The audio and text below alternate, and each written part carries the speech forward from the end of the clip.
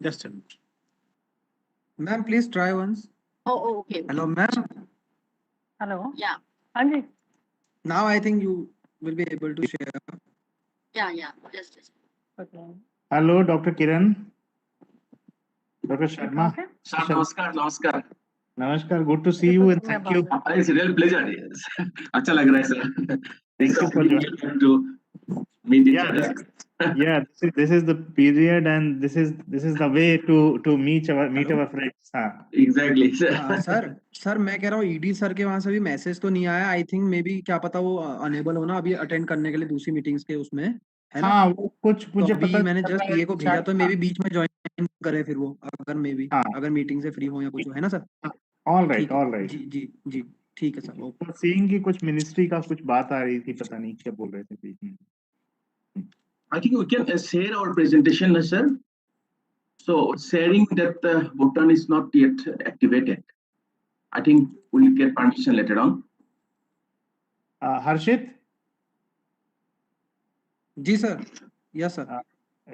Professor Kiran साहब को आपको शेयरिंग राइट्स देना होगा ना, तो जब उनका टाइम आएगा तो यू विल मेक हिम. जी है ना. Okay. Yeah. So it's not activated. So he will make you presenter. आपके नाम के आगे दिखेगा भी presenter. Yes sir. Okay, automatically then you will have all the rights. Yes, Okay, thank you. Good morning, Anil sir. Good morning, Kiran mein sir. Good morning, ma'am. How are you? I'm good sir. आप कैसे हैं? Actually so sorry sir, video mode is not working because मेरा पहले laptop से audio नहीं आ रहा था और फोन से अब वीडियो मोड वर्क नहीं कर रहा मेरा. तो होता है, टेक्निकल इश्यूज तो रहता ही है मैडम. हाँ जी sir. Sir Anil sir, I just wanted to confirm कि हमारे MK Bindal sir ji join करेंगे सर. के बिंदल सर का अभी कंफर्मेशन नहीं आ पा रहा मैडम, तो वो शायद देर से ज्वाइन करेंगे. जब भी करेंगे वो कह रहे हैं मैं देख लूंगा, बट अभी वो एक मीटिंग में है. जी. ओके सर, तो मुझे ठीक है सर, फिर मैं जैसे ही वो करते हैं. हाँ, मैंने अभी आपको ईमेल फॉरवर्ड किया, आप उसके थ्रू ज्वाइन कर लो. सर एक ना इशू आ रहा है का ना अलग विंडो पे खुल रहा है, सेम विंडो पे लाइव स्ट्रीमिंग पे ना ये वाली विंडो क्रोम पे नहीं खुल रहा ना ये, क्योंकि अलग खुल रही है इसलिए. पंकज. अच्छा कोई बात नहीं, वैसे ये भी लाइव स्ट्रीमिंग करेंगे. आपको मैं वो दे दूं लिंक. ठीक है, अगर उसके थ्रू देख सकते हैं तो देख लीजिए. मैं अभी भेजता हूँ. So we already have 82 participants and many are joining. So maybe we wait for 2-3 minutes and then we can start. Yes we sir. can wait 2 minutes and then after 2 minutes we can start. Ji.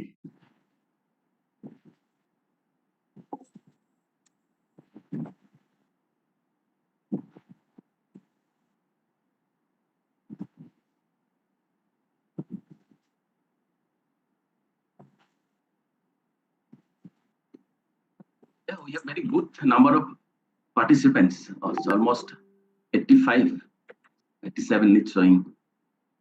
Very encouraging, yes.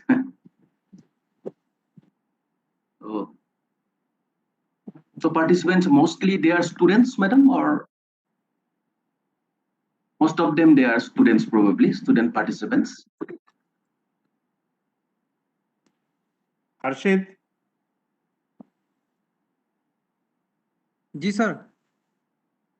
How to get the certificate वो थोड़ा बता सकते हैं तो बता दीजिएगा. अभी बताएंगे या बाद में बताएंगे? अटेंडेंस का भी और जो भी चीजें हैं बता दीजिए. हाँ जी sir. Inform to all so that So participants they are mostly here and they are then students, madam. हाँ yes sir. बच्चे हैं सब. Most of them they are students, probably student participants. Harshit. जी sir. Hello, good morning all participants. Actually, I would like to inform you that 60% attendance is mandatory for receiving the certificate of the webinar, and I will mention the all steps in the chat on the chat box. You can follow these steps and download your certificates within 1 week when I will upload the attendance. I will mention all the steps on the chat box. You can copy it and paste it for your reference on your own device. Hello, good morning, all participants. Sir, I am also mentioning the steps on chat box for their reference. Great, great, Yeah. great. And I have also shared the PDFs of the NIDM portals manual, na sir, with Samsher Singh sir. He will also email. I think he has had emailed them. Email to the participants. Very good, very good, very good. जी जी. All the details are shared by you shared with the registered participants. Bhuvaneshwari ma'am, Yes, sir. director is not able to join right now. Okay. It may take 2-3 minutes. Harshit, Sir, I am also mentioning the Hello. steps on chat box, sir. हाँ जी sir. Reference. Harshit, Great, great. हाँ yes sir, yes sir. And I have also shared the PDFs of the Harshit, can you send the link once again to director? He will also. I'm giving you the email ID, director@bcips.ac.in. Okay. जी जी. all I am the emailing details sir. are shared Yeah. by you shared with the registered participants. आप Some WhatsApp the में banner share is received, sir. Director is in not case able अगर to join WhatsApp right है तो now. WhatsApp पे भी share कर May सकते take हैं 2-3 minutes. Harshit, Hello. Harshit, ji are ji. you?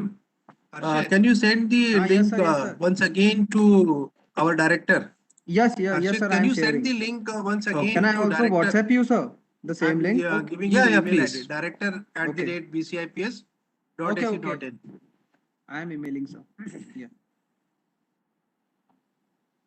आप Some WhatsApp the पे banner share is received. in case अगर WhatsApp है तो WhatsApp शेयर कर सकते हैं I have shared you on WhatsApp, sir. The link. Harshit ji जी. मैम के उस पे ईमेल पे भी भेज दीजिए लिंक ईमेल पे भी भेज रहा हूँ जी. To our director. Yes, yes, sir. I am sharing. Can I also WhatsApp you, sir? The same link. या please. Okay.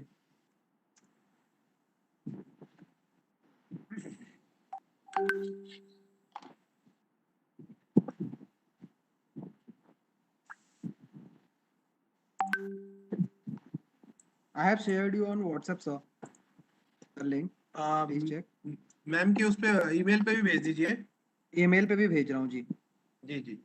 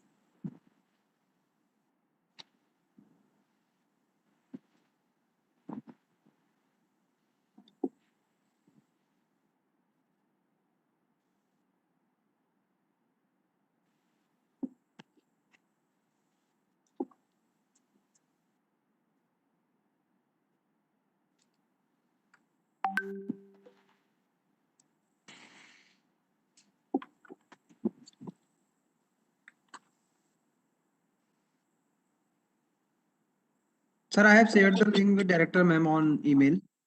Also marked you CC. Okay. Yeah.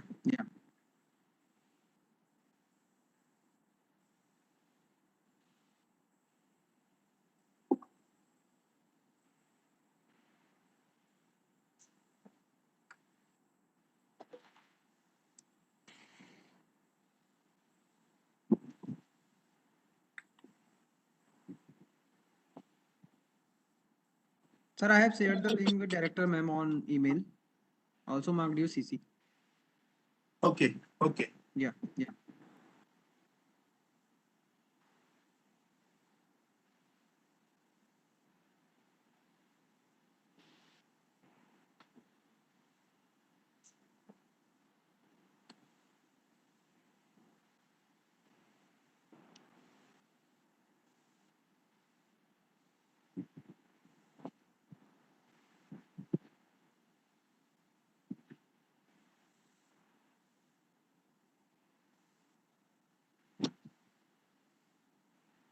Nine eight six two zero seven zero six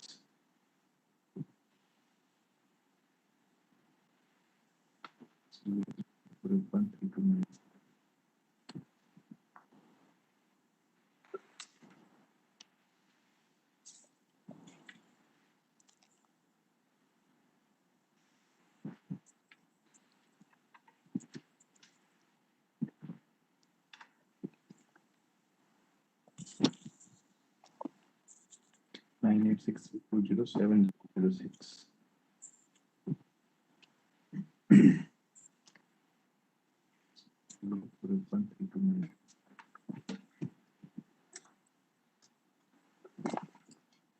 Nine eight six eight 7006 8800 481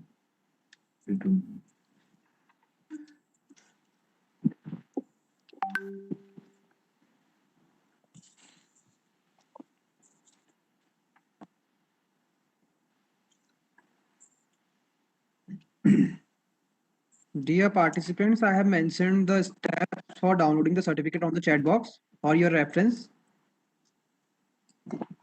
9868 7006 8800 481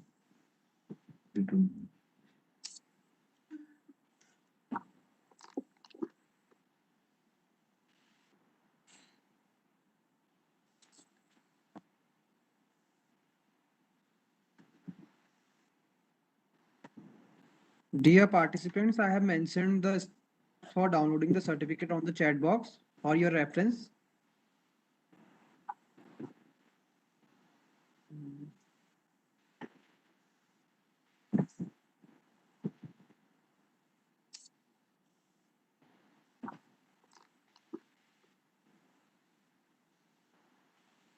We are just waiting for director to join. I think she is facing some problem in joining. Link has been shared 2-3 times.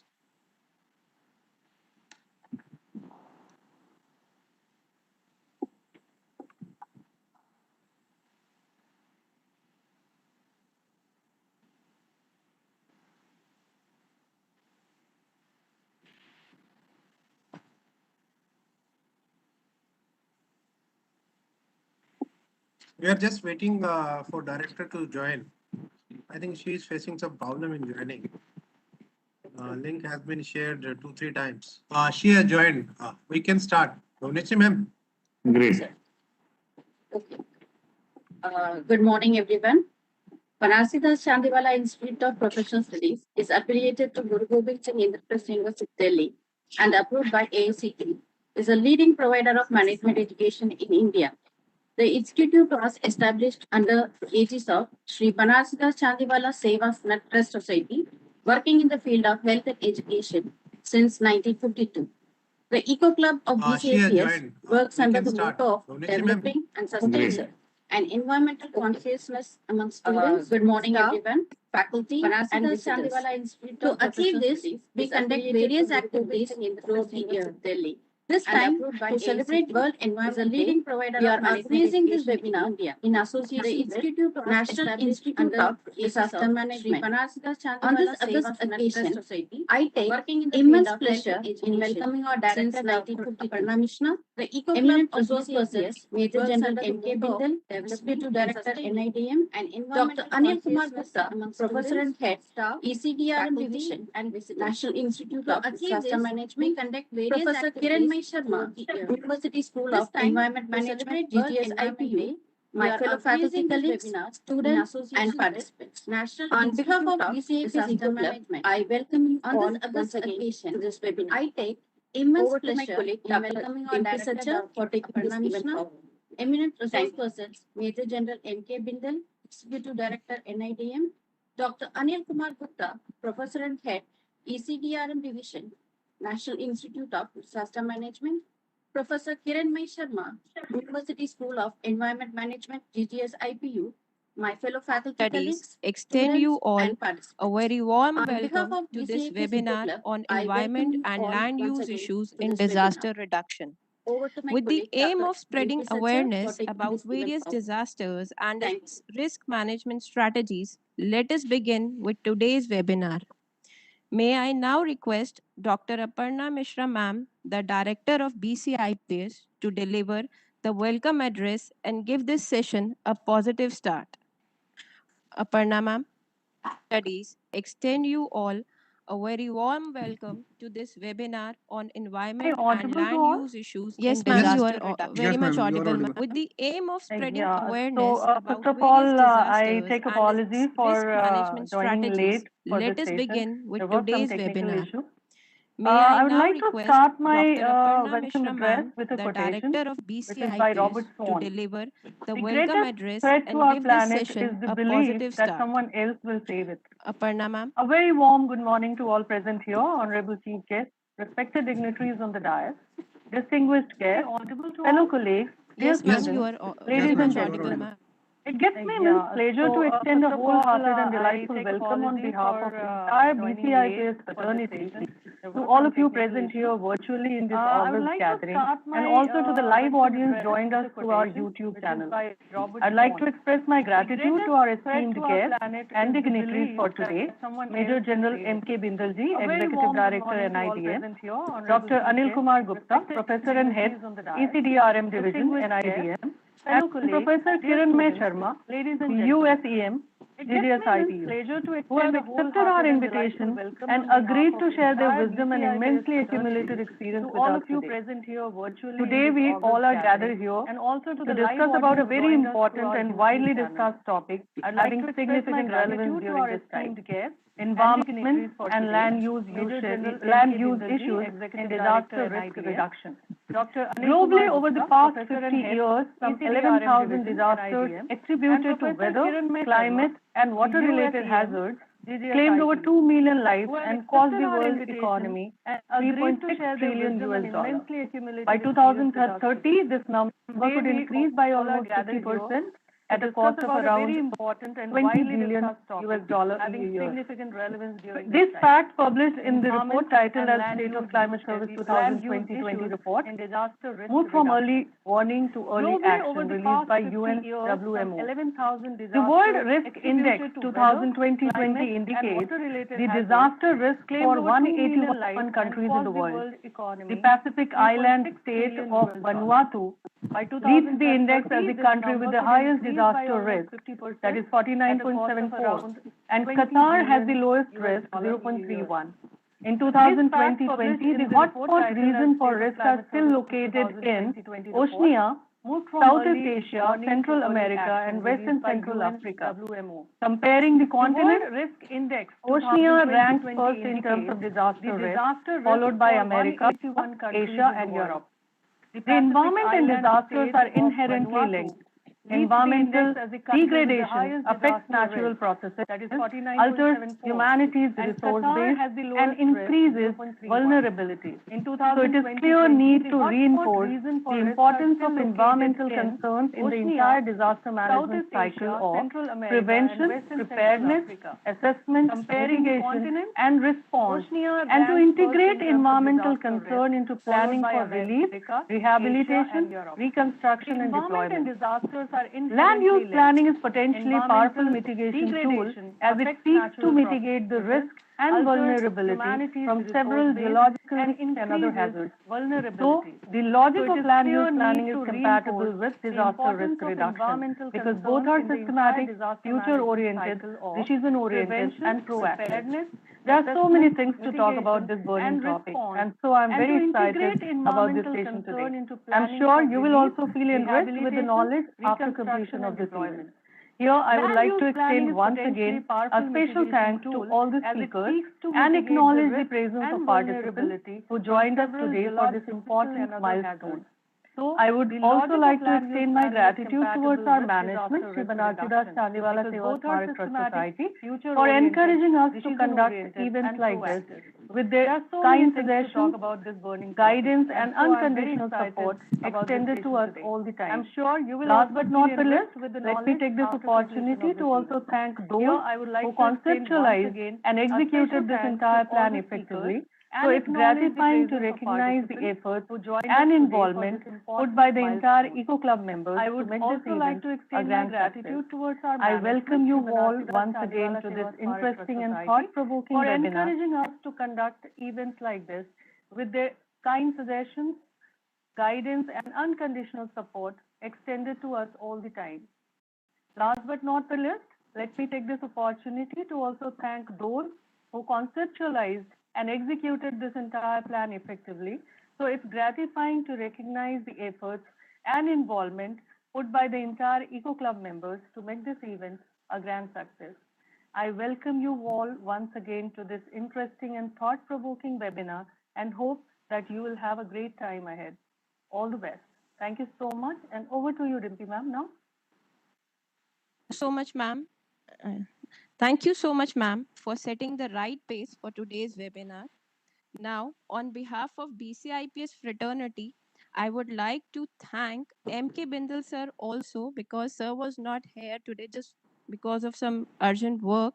So we just want to thank MK Bindal sir on behalf of BCIPS fraternity for making this event on a very grand scale.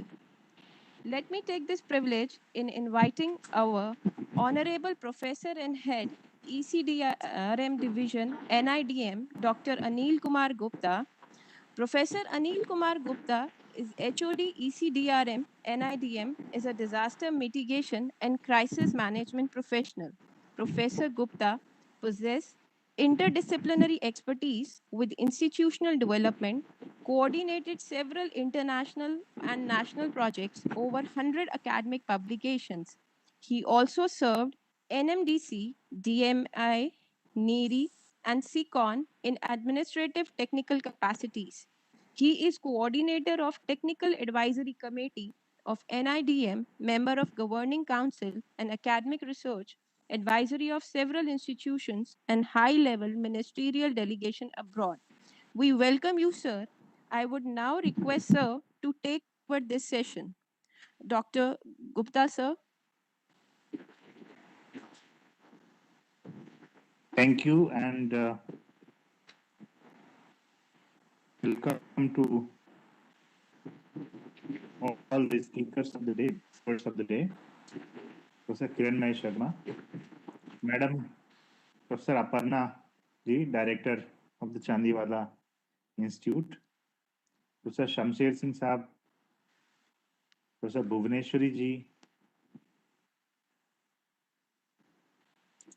Dr. Priyanka, Dr. DMP, my colleague from NIDM, Mr. Harshit Sharma, all the members of the team from both the sides, all the dear participants. I'm very happy to see a very good number of participants here. We have already crossed almost 180 participants in number. And the topic that has been chosen for this deliberation is very relevant. And I must offer special compliments to the entire team for this initiative. Chandiwala Institute has been taking such initiatives in the past also, because I recall very interesting conferences and programs on very relevant topics which are important not only to the professional life of the students but also in helping them to understand and make them better citizens. So my compliments to the entire institute. Now this topic is very much related to the theme of United Nations 10 years program that has been declared on this World Environment Day. Just 6 days back, on 5th June, when we celebrated this year's World Environment Day, the United Nations, where India is also one of the important members, have declared from 2021 to 30 as the United Nations Decade for Eco-Restoration. And the topic eco-restoration is very important because that tells us about the recognition of the damage that has already been done to environment. Because when you say recovery or restoring, it means something has already been lost. Then you recover. And I think that is very strong, a very strong message. Because before that, in almost all the policy tables, there has been conflicts between economy and ecology. There have been conflicts between development and environment. But now I think these kind of doubts, confusions, conflicts are over. because now everyone has recognized that there has been very significant damage and loss to the ecosystems. And that is the reason now we have to work together and more planned way to restore our ecosystems. So basically, we need to understand, we need to imagine, and we need to recreate. That is the kind of mantra that the United Nations has given to all of us for this next 10 days, 10 years initiatives on ecosystems. But there is a question. I think there is not only one question, there are two questions, very important questions I would like to share. One question is that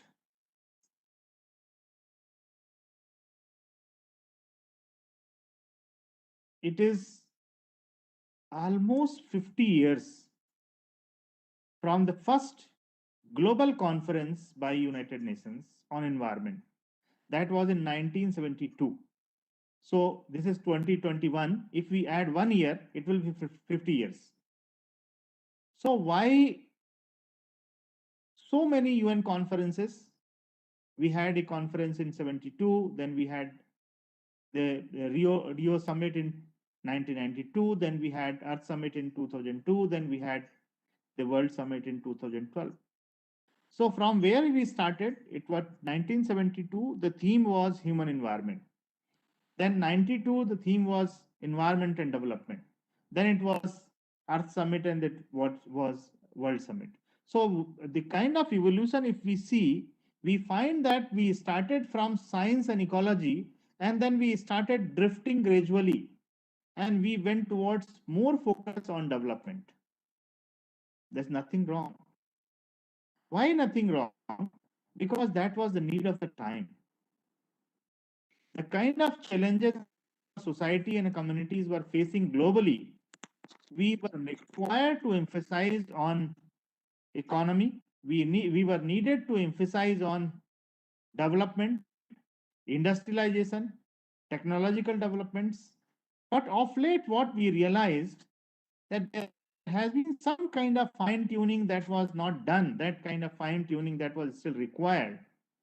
And some or other way, to some extent, our developmental practices did not go fully perfect or fully correct.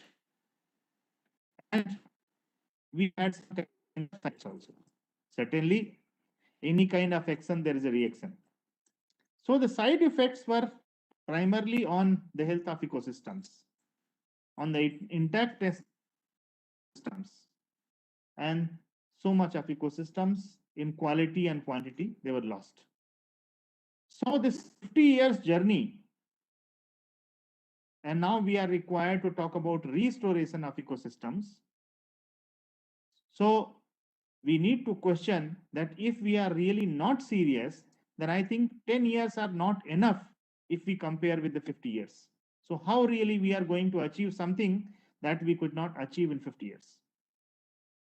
Second point, in 2019 July, India hosted the 14th Conference of Parties of United Nations Convention on Combating Desertification. That was held in NCR region, Delhi, and the venue was Greater Noida. And all the countries together, we all discussed and deliberated, and we all agreed and decided that now we will plan and start actions on releasing back land to nature. I think talking may be easy, but when really we say that we have decided we will give land back to nature, that is highly surprising also, because it looks very difficult also. Who is there who is ready to give land back to nature? Whether an IDM will give some of its rooms, demolish the rooms and will give the land back to nature? Whether any ministry, whether any farmer, whether any household, whether any industry, any institution? That is a big question. But no, we all have decided that yes, now we will try to give land back to nature. Why we decided? We decided this because it is imperative. This is unavoidable. And why this is unavoidable? There is a big fact behind this. I'll just speak maybe 1 or 2 minutes more. Just one context I will give. The world is facing global economic crisis for past 15 or 20 years. And that is being witnessed by the stagnating economic growth rate. We are party to sustainable development goals.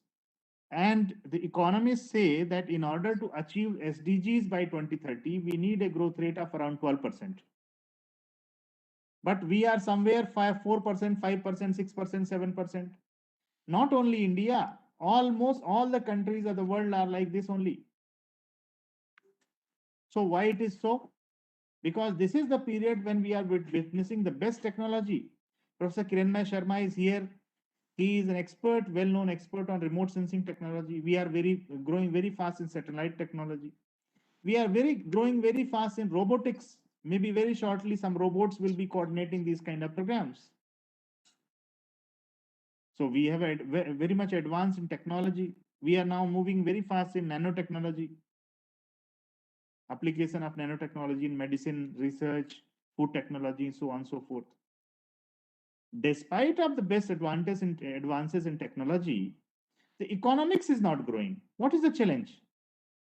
And the answer lies in the outcome of a global EIA, Global Environmental Impact Assessment work that was done in 2005. And the title of the report was Millennium Ecosystem Assessment, MA, that was released in 2005. Millennium Ecosystem Assessment has drawn a conclusion that globally the ecological productivity is declining.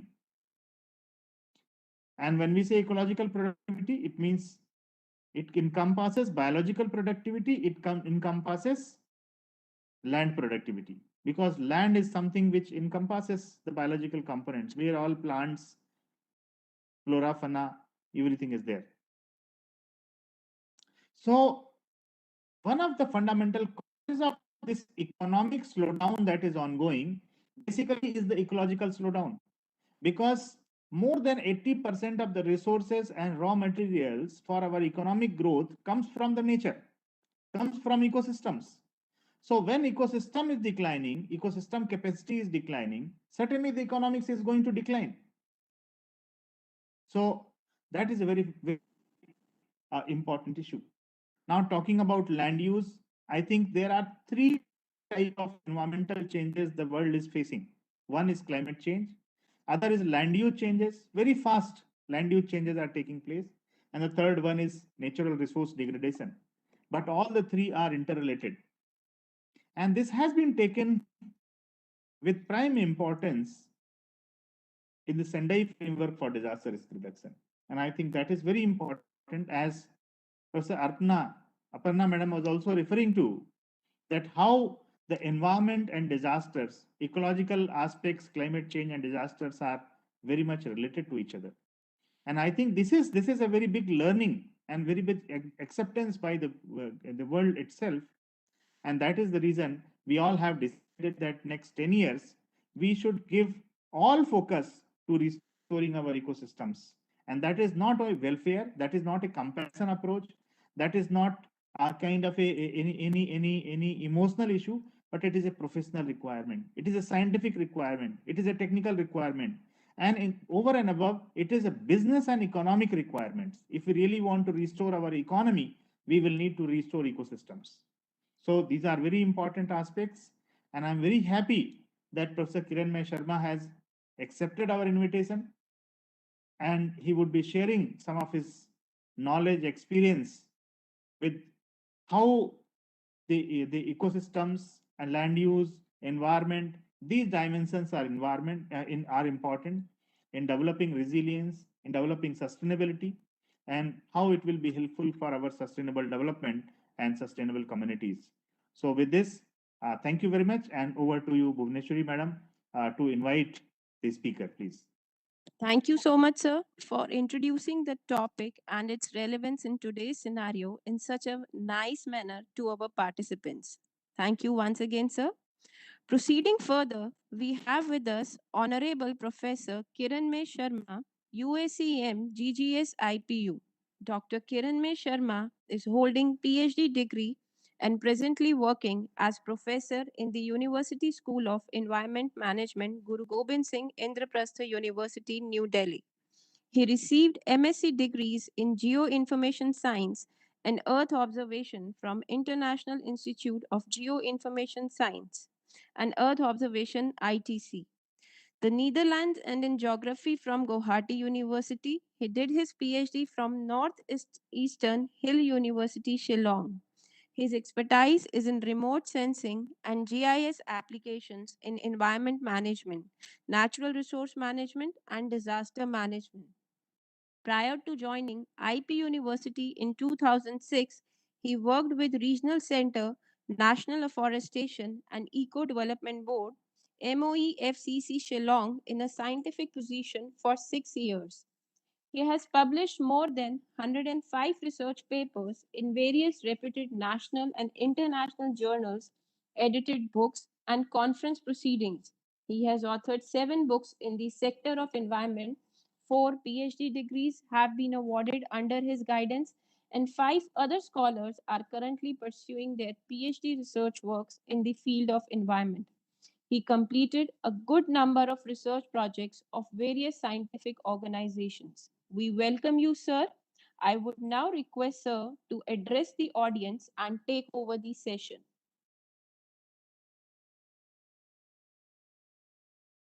Thank you very much, madam, for your nice word and introduction. So, respected patrons for today's webinar, Major General M.K. Bindal, Executive Director, National Institute of Disaster Management, Director, BCI PCS, Dr. Aparna Mishra, madam, our always respected Professor Anil Gupta, sir, Dr. Samsir Singh, Dr. Dimpy Thatcher, then Mr. Harshit Sharma, and all the dignitaries present in today's webinar, all the students present today, and all the participants who are joining today, who have joined for today's webinar. So, first of all, I take the opportunity to wish you all the very best for today's webinar that's titled Environment and Land Use Issues in Disaster Risk Reduction. So, Sharma sir, Gupta sir, he has already explained you about detail about the activities of UN on World Environment Day. Still, I want to just say something to the student participants about the environment little bit. Then I will come to my original topic. So we know how our Mother Earth is providing us without any concern on herself. So this contribution we really realized during this pandemic situation where there were huge scarcity of oxygen for the COVID patient. And this scarcity really forced us to realize the importance that our Mother Earth has been giving us since our birth. So we know there are many important activities, important phenomena who are disturbing the activities of our mother, like the initiation of agricultural activities, though it's a blessings for the humanity. We know that 50% of the land resources are utilized by agricultural activities. So by the time there were again demand from the people as it is increasing day after day. So there is tremendous pressure on the production of agriculture. As a result of that, to increase the agricultural product, there are introduction of chemicals in the form of fertilizer, in the form of pesticide, maybe in the form of preservative. So all this type of unwanted introduction to the land, that land really getting degraded. So these are the one important activities of man for the cause of development. We are really pressing pressure to our motherland. So the topic of today's webinar is on land uses. That's why just I want to put these few points, probably 2-3 minutes time I will take just to say a little bit to the students. And again, we know how the development like industrialization, transportation, all these are creating problem to the environment. Like we are facing the air pollution, we are facing the water pollution, we are facing the soil pollution or land pollution. So again, we are the responsible in changing the composition of the atmosphere. We know that that composition of atmosphere has been changed because of all these activities. There are increase in the greenhouse gases. As a result of that, we know how that melting of ice caps are increasing because of the increasing in temperature. There are again melting of snow-covered mountains, and as a result of that, there are increasing number of uh, flood event. Then there are again impact on the agricultural product. There are impacts on the wildlife. There are impacts on the livelihood of the people. So in this way, wildlife probably they are also having big problems because of all these different type of activities that we are performing for the sake of development. So to challenge all these problems, UN already Gupta sir he has mentioned like in 1972, UN General Assembly decided to fix a day so that people can be warned about the consequences of all these activities. And as a result of that, World Environment Day have been celebrated since 1974. It was initiated in US. Then every year that we know there is one host country or host city. This year, Pakistan hosted the World Environment Day globally, and there are again individual topic for individual theme for each year World Environment Day celebration. This was all of us. We know it's the uh, restoration. What is EcoRestoration? That's the topic for this year's World Environment Day celebration. So India, of course, we hosted the World Environment Day in 2019 that Gupta sir was telling, like in Greater Noida, we hosted this event where the topic was with plastic pollution. Last year, it was hosted by Colombia. The theme was Time for Nature.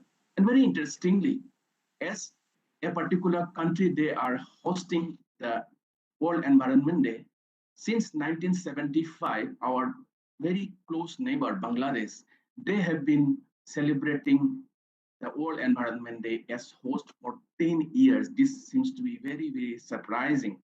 So anyway, so I wish each and everyone present here, and I will be talking a little bit about the technology that Gupta Sari has mentioned. Like my area of study is remote sensing application in different phases, different issues related to environment. So today I'll be concentrating my talk on application of remote sensing in disaster risk reduction.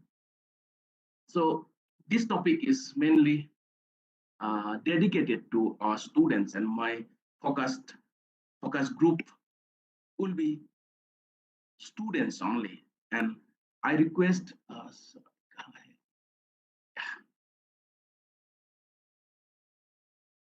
so is it visible? Is it visible, sir? Yes, sir. Yes, sir. It is visible. Okay. Okay. So this is a topic what I wanted to share with the audience. That's remote sensing and how remote sensing imagery or how geospatial technology can be utilized in reducing the risk created by any type of disaster. So what I intend to discuss today, first of all, I will try to discuss about the characteristics of remotely sensed imagery. There are few very significant characteristics that remote sensing imagery it has. Then again, we know the characteristics of any type of disasters. So what I plan, like just I will link the characteristics of remotely sensed imagery and the characteristics of the types of disasters. Then how this can help us in reducing the risk on disaster, and this will be followed by some case studies where I was involved so that I have confidence. If anyone having any query, then I'll be confident to reply those queries. Probably I'll be taking slightly more than half an hour time. Probably it may go a bit more. Yeah, if time crosses, please let me know. Then immediately I can stop it. Okay, let's start. The first part, I'll talk a little bit about the technology remote sensing. So what's our uh, idea? What's our understanding about the subject remote sensing, being a common man, being a layman? What's our understanding? It's the using instrument to record an object or environment of the surface of the earth without coming into physical contact. This is what we understand about the subject remote sensing is. We get the information about all the different phenomena present on the surface of the earth, which are captured from the elevated platform. Maybe that camera is placed in a satellite, maybe it is placed in an aircraft. So whatever information we get it from a remotely placed sensor, that's our first understanding about the subject remote sensing is. Okay. So using instrument to record an object or surface without coming into physical context. And most techniques make use of the electromagnetic spectrum. Electromagnetic spectrum, we know, all of us, we studied them at school level, probably you can just recall what electromagnetic spectrum is. So this electromagnetic spectrum having wide utilities in remote sensing. So that's why just I want to give a little bit idea about how different bands from the electromagnetic spectrum are utilized in remote sensing. So what is electromagnetic spectrum? Where we arrange the light based on the wavelength, starting from gamma rays to radio and TV waves. We have gamma rays, then X-rays, then UV rays, then visible band, then infrared, then microwave, then the radio and TV waves. Where all waves are arranged in a spectra, we call it electromagnetic spectrum. So when we talk about the remote sensing, the term satellite comes to our mind. What is satellite? We are talking about an artificial satellite. It's a body in the orbit around another body. It can have many different purposes. They may be a part of television or telephone network, maybe environmental monitoring, maybe weather forecasting, or they can carry instrument to investigate the Earth's surface or Earth's atmosphere. So these are the days of digital technology. So when we simply click a photograph using our mobile phone with a digital camera, so what is there on the in front of the camera, everything can be captured. Same ideology we can use in remote sensing. The sensor placed in the elevated platform, they take the photograph of the surface of the earth. Whatever objects are present on the surface of the earth, everything can be captured in that particular imagery. So for this, we need the source of light. We are talking about the passive type of remote sensing where we depend the source of light from another sources, like sun is the source of energy. So when sun rays hit the surface of the earth, we have different objects, and all these different objects, they will start reflecting the incident energy in some proportion. So all the reflected energies which are reflected by different objects depending on its capability of reflectance will be captured in the sensor mounted in the satellite. The satellite would receive all the energies reflected by different objects. Of course, all objects having different capability of reflectance. Some of the objects, they are good in absorption. Some of the objects, they are good in reflectance. So proportion of the reflectance energy are captured in the sensor. Suppose it is clean water, distilled water, water cannot reflect. Most of the energies will be absorbed. So reflectance will be minimum. But objects like concrete, objects like snow cover, objects like uh, cloud, those are the objects. They have maximum albedo, maximum capability of reflectance. So all objects present in that area will be seen in an imagery. And we know that imagery is composed of pixels, and pixel will represent the object, how they will be represented. All object will send some energy, we call it reflected energy, and these reflected energies are captured in the pixels. If we see an imagery of an area, we can see water body, we can see agricultural land, we can see open land, we can see forest, we can see concrete buildings, many things we can see in that imagery. And this imagery, again, we know these are composed of pixels, and these pixels having some value, numerical value, and this numerical value is the reflectance of different proportion of the incident energy, and this energy is captured by the individual pixel. The range of pixel value will have in that particular imagery will be theoretically 0 to 255. That we know the number of colors till today we have in this universe is 256, ranging from 0 to 255. So all the pixels will be having some value, and that value is called DN, digital number.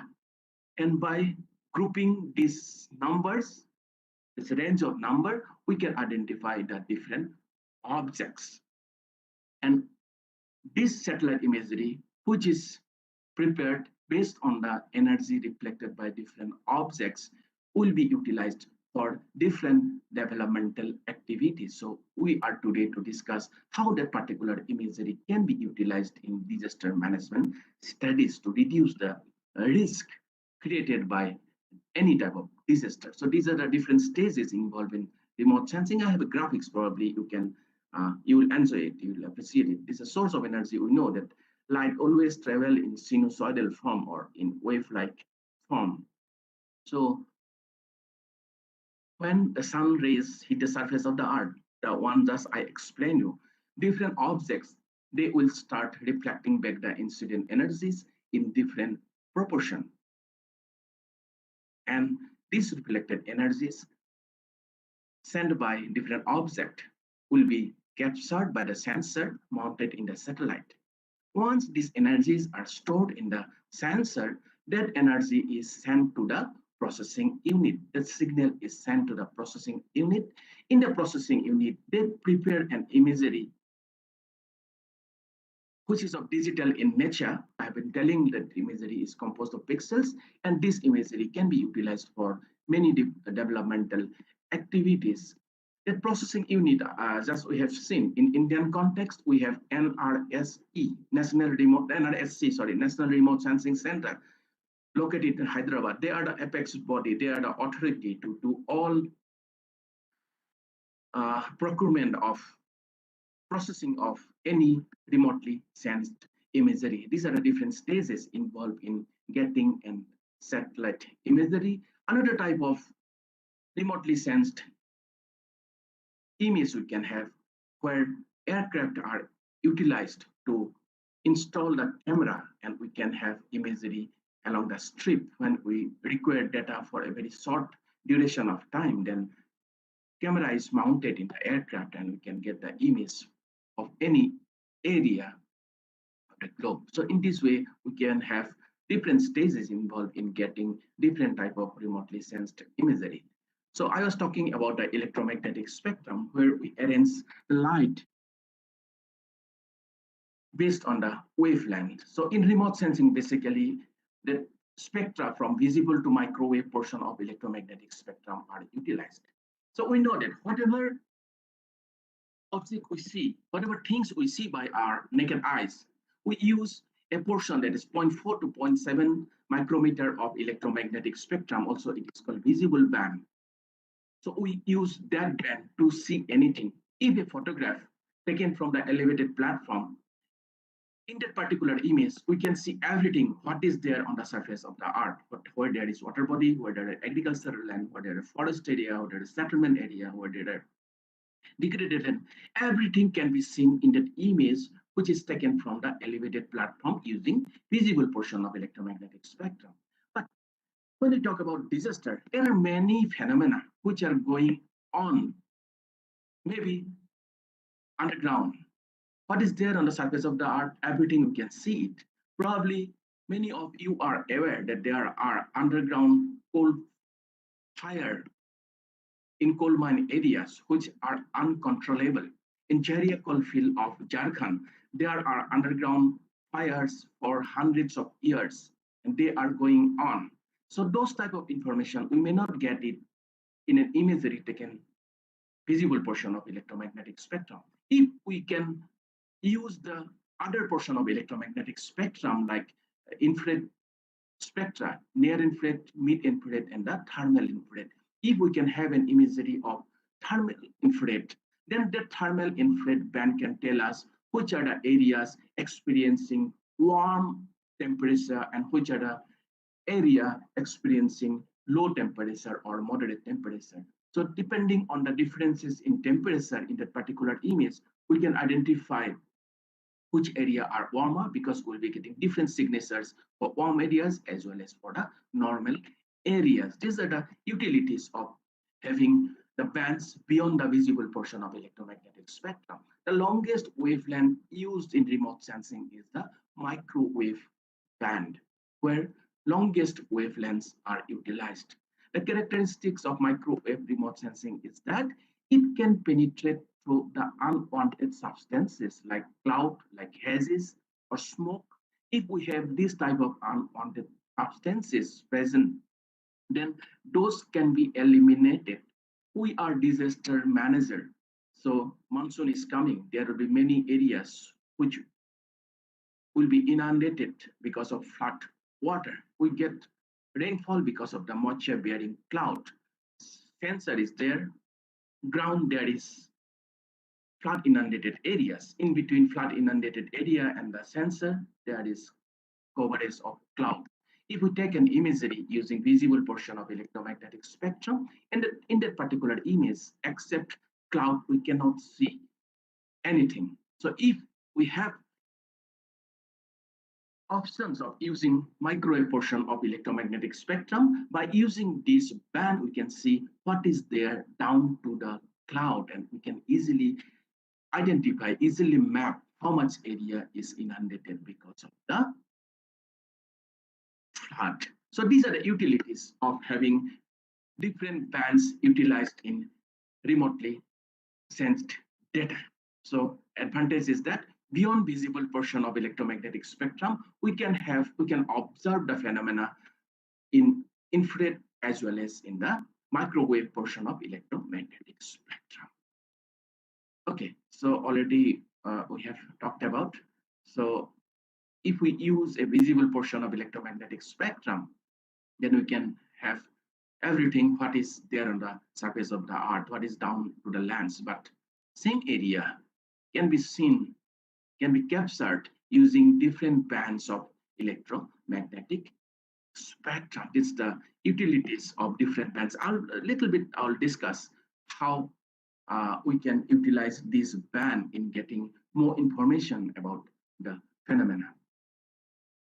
Okay, I was talking about an imagery using thermal band of electromagnetic spectrum. In this image, you can see different signatures. Some of the areas are having bright signatures. Some of the areas are showing dark signature. All the bright signatures are warmer areas. This imagery is taken from a coal mine areas. So all bright signatures except this big white spot, all other white spots having underground coal fire. Because of that fire, that particular area on the surface of the earth are warmer than the surrounding areas. As a result of that, we are getting different signatures for those areas. Then we can know these are the areas which are experiencing underground fire. Okay. Okay. So by now we are confident about an imagery. That imagery is composed of pixels, and pixels carry some values ranging from 0 to 255. All of us are aware about Google imagery, Google Pro imagery, which are freely not downloadable. We can see it. So when we open Google Image, then we have that human intuition. As soon as we open that imagery, then we will try to locate our known places. Probably we'll try to locate my house, how my home is look like in an satellite imagery like Google Earth. So each and every object can be seen in an imagery which is provided by Google. So if you see the Google imagery, in the right-hand corner, it is written GeoEye. Sometimes it is written Quick Bird. Sometimes it is written Iconos. These are the name of the camera or name of the sensors. If it is written GeoEye, then the size of the pixel is 0.5 meter by 0.5 meter. If it is written Quick Bird, the size of the pixel is 0.61 meter by 0.61 meter. If it is written Iconos, then the pixel size will be 1 meter by 1 meter. In an imagery of 1 meter pixel size, we can see the object equal to or more than 1 meter size in that particular imagery. Even your vehicle parked also can be seen in an imagery of 1 meter spatial resolution. These are very, very high spatial resolution imagery where pixel size is very, very small. So for any urban study, when we talk about the urban disaster, suppose we need to go for damage assessment because of an earthquake hazard. In that case, the footprint map, which have been prepared, we have the footprint map for the entire metropolis, because these data are, anyone can access this type of data. And we have the map in Dwarka area, suppose. In Delhi, each and every map is digitized, and whatever information associated with that particular map are kept. If it is whether it is residential building, institutional building, a hospital, a police station, or whatever it is, because all buildings can be seen, and those buildings, putting a tracing paper, we can draw the polygons, and we can put the information associated to each and every polygons, and these are kept. If something happened because of the disasters, this footprint map can be utilized. Where there is damage of building, immediately we'll integrate, we'll put our map top of that, then we'll know, oh, there were buildings before the earthquake and all these buildings have been damaged. So all informations are there in the form of polygon. So we'll know how many buildings have been destroyed completely, how many buildings are still intact, how many buildings got partially damaged. All this type of information we can get it if we have very high resolution satellite data like QuickBird or Iconos or GeoEye, where pixel size is very, very small. Probably the same idea I have a camera with 2 megapixel. Probably you have a camera with good resolution, maybe 10 megapixel camera. So if I click a photograph, what is there in front of my camera? Everything I can see. Same is the case for you. But I cannot see detail about the objects. If I want to zoom in after certain clicks, my tree that I was seeing, that tree will appear in a broken pixels. But in your case, even you can zoom in up to that level to see a bird sitting on a branch of a tree. That's the differences. You are having very good view of the imagery, up to detail, up to many details. You can see the image, see about the object. Means 10 megapixel means what? You are accommodating in the same frame 10 million pixels. I am accommodating 2 million pixels in the same frame. Means the pixel size of your camera having smaller in size. That's why you could accommodate good number of pixels, big number of pixels, but my pixel size are bigger. That's why I could only accommodate less number of pixels. Same idea we can apply in remote sensing image also. Okay, now I think you are a little bit clear about the pixels. So fine, this type of imagery where pixel size is very, very small, we can go for any study related to an urban area. But my study area is not confined to a very small area. My study area is bigger, like entire Delhi is my study area. In that case, probably I'll not be requiring information for each and every household. I'll be needing the information which are the settlement type, which are under risk. Maybe the areas which are of slum, areas which are comprised of the buildings which are made up of adobes. So those are the buildings probably we can group as vulnerable buildings, because small magnitude earthquake also can damage those type of buildings. In that case, I will apply an imagery where pixel size could be little bit bigger, maybe 20 to 30 meter pixel size. We can use it for mapping all those different type of settlement pattern. In that case, there are freely downloadable data are available. Landsat, TM, Landsat, ETM, those are all 30-meter pixel size imagery.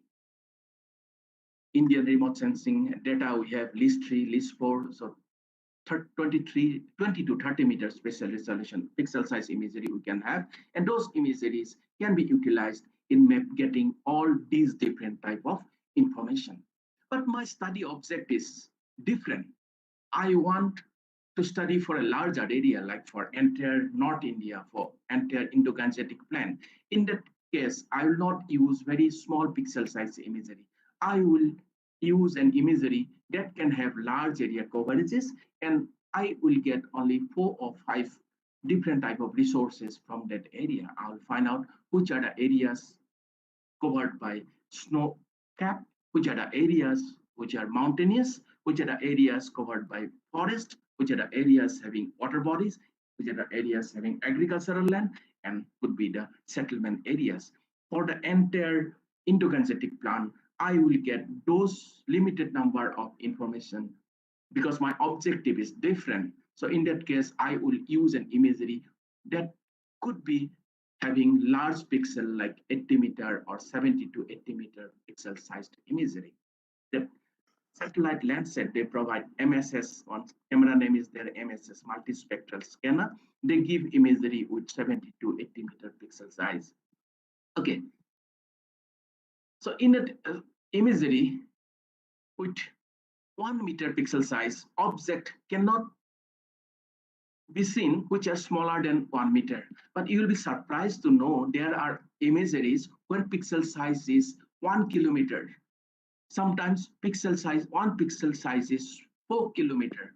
So immediately things come to our mind. What could be the utilities of this type of very, very coarse spatial resolution imagery? But there are. In particularly in meteorological application, these type of imageries are widely utilized. It has almost hemispherical coverage. At one go, this type of image can capture the entire hemisphere. So we will know where there is moisture bearing cloud. We will know where there is generation of cyclone. If we can have the imagery in very short duration of time, image is taken now, after 10 minutes we have image, 10 minutes, 10 minutes, 10 minutes, 10 minutes, 10 minutes. So we'll know cyclone is generated at this particular place at this particular time. After 10 minutes, what's the location of the cyclone? After half an hour, half an hour, half an hour. So we'll know at what speed that particular cyclone is moving. We'll also know at what direction particular cyclone is moving. So we'll know the velocity of the cyclone, we'll know the speed as well as we'll know the direction. So we'll know after how many hours that particular cyclone would hit the coast so that people can be warned and can be evacuated to save their life and properties. The recent success stories, recently our nation hit by 2 cyclones, Takti and Yas. Before that, we had Bulbul, we had Filin, we had Feni, we had Amphan. The success stories of all these cyclones is because of the advancement of this technology. In the first case, where we're talking about the size of the pixel, what could be our understanding is the size of the art which is captured by individual pixel, which is represented by individual pixel. Also, we call it as a spatial resolution. In second case, we do not want minute detail about the composition of the cloud or composition of the cyclone, but we want to know at what speed, at what velocity the cyclone is moving. And we should have a very large area coverages, but we should have the imagery which are taken in very short duration of time. So this time gap between two acquisition is called the repetitivity or temporal resolution. Delhi is sensed today. After how many days Delhi will be sensed again? That gap between two acquisition is called the temporal resolution. In this way, two characteristics of satellite imagery, by now we are confident. One is spatial resolution, that tells about the size of the art that is captured by the individual pixel.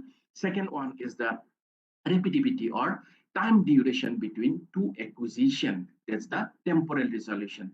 I was talking about the electromagnetic spectrum. There could be many bands used to get the information of a particular area. When only one band is used, in that case, we will not get many differences, many information about the area. But if we have an imagery taking different bands from electromagnetic spectrum for a single area, in that case, many information, we can have the information from the visible band, all things which are present on the surface of that art can be seen. If we have the infrared, then thermal, then we will know the differences in temperature in that particular area. So we can use the electromagnetic spectrum depending on our requirement. If only one or two bands are used, minimum bands are used, they are poor in terms of spectra used. If we use more range of electromagnetic spectrum, more bands from the electromagnetic spectrum, that image is better when we talk about the number of bands used. So we can have more information in that particular imagery. So this comes under a particular type of resolution that is called spectral resolution. Spectral resolution is the range of electromagnetic spectrum used. Maybe it's a one band used, maybe 200 or 300 bands, number of bands used. In this way, we can have the characteristics of three different type of remotely sensed data. One is spatial resolution, spectral resolution, and the temporal resolution. So what is written here? Satellite imagery is available in digital form. Resulting imagery are made of a grid of pixels. Each pixel stores a digital number measured by the sensor ranging from 0 to 255. That's the reflected energy. Represent individual areas scanned by the sensor. Smaller the pixel, the easier it is to see in detail. I have kept few images with 1 meter, 10 meter, 30 meter, and 80 meter spatial resolution. This Iconos I was talking about, that 10 meter spot, Landsat TM or ETM. These are the name of the camera sensor, thematic mapper, enhanced thematic mapper, where pixel size is 30 meter. Here, pixel size is 80 meter. The camera or sensor name is MSS, multispectral scanner. So in this way, we can have different view of the object in different resolution satellite imagery. Suppose we have an image for entire Indo-Gangetic plain. In this particular image, because pixel size is 80 meter, MSS, Landsat MSS we are using here, Landsat MSS, 80 meter spatial resolution, big pixel size. So few resources, few information we are getting in this image. But if I'm interested for a smaller area compared to this, suppose my study area is confined to Delhi, then I'll use an imagery where pixel size is smaller, maybe 30 meter. We're getting more information about the object in this particular image. But my study area is smaller and I want some more detail where different type of buildings, maybe it's a hospital, maybe it is police station, maybe it is a fire brigade. I want those type of information that can be utilized during a disaster scenario. In that case, probably I'll use an imagery which is of 10 meters spatial resolution. No, my spatial, I'm very much confined to a particular compound, particular campus, maybe educational institution. In that case, I will be requiring the information for each and every object present in that particular campus. In that case, I will go for an image where pixel size is very, very small, maybe 1 meter. In this way, we can have different resolution imagery with different view. Suppose I was talking about the Google image. Here, the pixel size is 0.5 meter. Up to this much level, we can see the object. Because here pixel size is very, very small. So object equal to or more than 0.5 meter pixel can be seen in that 0.5 meter size object can be seen in that particular image. You increase the size of the pixel from 0.5 meter to 5 meter, then this entire area will be coming in some broken pixels. You increase the size of the pixel from 5 meter to 25 meter. So entire area that we could see here are represented by some countable number of pixels. Increase it from 25 to 50 meter.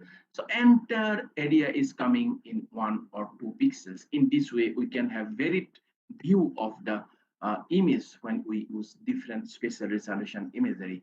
So when I was talking about a spectral resolution where we use different bands. Suppose a particular satellite use 5 different bands, 3 from near infrared, 3 from visible, 1 is near infrared, then the shortwave infrared. Visible band 0.4 to 0.7, then near infrared, then shortwave infrared. So again, to see anything, we have to combine 3 primary colors, blue, green, and red, to have a particular color. We have to combine these 3 colors in some proportion, then only we have a particular view of an area. Omitting any one of these 3 primary colors, we cannot get a perfect color of any object. So similar is the case for remote sensing. Suppose we are using 3 different bands, 2 from visible and 1 is from near infrared. Vegetation, actually, they have maximum reflection. Sometime I will discuss in detail about all these techniques involved. Vegetation, they have maximum reflectance in near infrared region of electromagnetic spectrum. As a result of that, vegetation always appear red in color in satellite imagery. So in this way, we can have a view of a particular area if we combine the band in the form of 2, 3, and 4. We're combining the band instead of 2, 3, 4. We are using 3, 4, and 5. It's going towards more thermal, means that image will tell us about the differences maybe in the temperature. We are omitting the infrared region. There will not get the image, then you will not get the information about vegetation. Probably we can have a imagery in this particular form. So by combining the bands, we can have information of different objects. Depending on our objective, we can one slide is missing. Okay, depending on our objective, we can combine these bands in some form, maybe 1, 2, 3, 2, 3, 2, 3, 4, or 3, 4, 5, something like that. So what my idea was to give you some idea about the characteristics of remotely sensed imagery. So by now we are confident that remotely sensed imagery having 3 characteristics: spatial, spectral, and temporal. So how we can link with the disaster risk reduction or disaster management studies. So we have a disaster, something like this. This is a damage occurred because of a particular disaster. In this particular disaster, we have some characteristics, like spatial characteristics, where that particular disaster occurred. We'll have to know what's the extent and location of this event, distance from the source, how far it is from the epicenter, what's the scale of the object damage. These all come under the characteristics of spatial domain of a particular type of disaster. What are the materials involved? Probably those will be coming under the characteristics of spectral. Surface materials involved. The damaged materials will be appearing in different spectra. Then unaffected buildings will be showing in different spectra. Partly damaged building will be showing in different spectra. So these all will come under the spectral characteristics of any type of disasters: distribution, tone, pattern, and so on. Temporal, length of the event, possible repeats, delayed effects. So these are a few characteristics of disaster. By now we know the characteristics of the satellite data, remotely sensed data. It is also having 3 characteristics: spatial, spectral, and temporal. How we can link these two characteristics in disaster risk reduction or disaster management studies. So any type of disaster, maybe earthquake, it will have all these characteristics. Maybe it is hurricane, will have all these characteristics. Maybe it is any type of disasters. All disasters will have all these different characteristics. Similarly, is the case of the data we are using. So there are some constraints while using satellite remote sensing data: availability, cost, software, expertise. Still, we go for remotely sensed data in studying disaster management. So normally question already we talked about. So I'm just going a bit fast. I'm taking too much of time. These are the characteristics. So in case of spatial characteristics, how remote sensing can contribute total size of the affected area, airborne survey is available nearby or not. So in case of spectral, what are the possible materials involved? In case of temporal, what's the duration of the event, whether any repetition post-disaster activities are available. All these come under the temporal aspect, temporal characteristics of any type of disaster. Remember, a given disaster can lead to a number of consequences with different spatial, spectral, and temporal characteristics. An earthquake could be building collapse, fire, landslide, dam rupture, or bridge and flooding. These are the consequences. These are the phenomena happens after a major earthquake. So we have to be very much careful.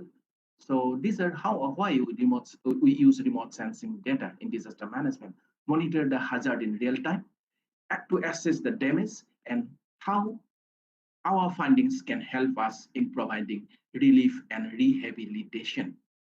Okay, how remote sensing data can contribute in different phases, different stages of disaster management. There are some stages which are studied before a disaster. Some are done during the disaster, some of the activities done post-disaster. In case of prevention, pre-disaster, how remotely sensed imagery can help us, because it has the bird's eye view. It has a large area coverage. So catalog with special component. Based on that, we can go for hazard assessment, element and risk assessment. Which are the elements going to be affected because of a particular type of disaster? Those can be mapped. Based on that, we can assess the vulnerability. Again, we can assess the risk and special decision support system. These all can be prepared beforehand with the help of remotely sensed data. What about the preparedness? Disaster management plan, anomalies in time series, cyclone generated here. This much volume of water is there in the upstream. After how many hours this volume of water will reach the downstream? So we can know the time differences between two scenario of a disaster, anomalies in time series. Based on that, we can go for forecasting and early warning, monitoring of an ongoing situation. These all come under the preparedness list. In case of relief, mapping extent of disaster, damage assessment, relief coordination, evacuation, and in case of recovery, organization of damage information, post-disaster census, identification of site for reconstruction, update hazard vulnerability and risk basis. In this way, remotely sensed data can be utilized in disaster management studies. We are using only the remotely sensed data. So these data are processed, and some ancillary data or some ground data are utilized for integration. Once these all analyzed then in GIS engine, then our result can be used for different stages of disaster management. Probably our result can be used during risk assessment, could be early warning, could be disaster monitoring, could be used for the post-disaster events like damage assessment or relief provision. So in this way, how it is helping. So already we talked about this. I'm skipping this slide. Okay, what I mean to say, every time I use one small case study so that things will help you in understanding how we can go for some disaster management related studies for risk reduction. This study was done actually in Sikkim Himalaya for identification of suitable site for afforestation program. Of course, it is not related to today's webinar. But somehow land is linked with this, so that's why I put it, and you will understand it very easily. So main aim of this study was to identify the suitable site for afforestation program. Forest department, they had some program for plantation, and which are the areas within that particular watershed will be identified for that particular program. And we were asked to do this assignment, and we submitted this result to the forest department, and they utilize it accordingly. So very simple thing we did it. We prepared different maps. Also, it is called layered. Different maps were prepared, like land use land cover map of that particular watershed. In this particular map, we have four different type of land uses, like forest land, grassland, agricultural land, and degraded land. We have to select which are the areas to be identified for plantation activity. Definitely by closing our eyes, probably we'll say degraded land, yes. And agricultural land and forest land. Forest land already they are afforested. No need of going for plantation activity again. Agricultural land belongs to individual. They will not allow government agencies to go for plantation activity. So if we have option of giving some weightages, qualitative weightages, suppose 1 to 9 we have, in that case, we will give 9 point to the degraded land, probably minimum point we'll give to the agricultural land, and the forest land, 1 we will give. And probably in grassland, those areas also can be afforested. So we can give some weightages like 3 or 4 for the grassland areas. In the same map, we can have different values. If we see another type of map, suppose this is slope map, we have steep slope area, we have moderately steep slope area, we have low slope area. So definitely for accessibility point of view, we will select the areas which are easily approachable. Probably out of the weightages we have, we'll give maximum weightages, maybe 5 or 6 will give to the low-lying areas or low slope areas, and minimum score will give 1 or 2 to the steep slope areas, because planting activity will not be that easy in the steep slope areas. So accordingly, we'll give different weightages on the slope map. Maybe soil map, in this case, we have 5 different type of soils: rocky soil, sandy soil, loamy soil, black soil, alluvial soil. We will not select the areas which are composed of rocky and sandy soil, because these soils will not support seedlings to grow. Definitely, we'll give good weightages to alluvial, black, and loamy soil. In the soil map, we'll give weightages, high weightages in this way. So there will be distribution of scores within this particular map. When you talk about vegetation type, again, in this case, non-forest area and the degraded forest area will be having having a high score than the deciduous forest, degraded forest, and plantation crops, and so on. In this way, we can have different score 1 to 9 depending on the suitability for afforestation program. Again, if we have the drainage map of that area, because water is a big component for plantation activity, and we will look for those areas which are close to the water bodies, maybe 500 meters from the water bodies. These are the areas selected for the afforestation program. So we have different maps with different weightages, different numerical values. We have 5, 6, we have a map with different values. These are 9, these are 2, these are 1, these are 1. Similarly, all maps having different areas with different values. And after having all these weightages, we can integrate all the maps one after another. Once we add up all the maps together in one place, we can have some areas with high values, some areas will have minimum values. The areas with high values, we can say that these are the areas which are best suitable for the afforestation program. These are the areas are moderately suitable, and these are the areas which are not at all suitable for the afforestation program. In this way, in the integrated map, we could find that these are the areas having high score, and suggested that afforestation program should be concentrated in this area, followed by this. In this way, it is done. If we compare it with the land use land cover map, then these are the areas which are best suitable. Probably these are the areas moderately suitable, and these are the areas less suitable. If you compare it land use land cover with the slope, these are the relationship we can have it. If we have it with the soil, then probably these are the relationship our findings. So that is the case with the vegetation.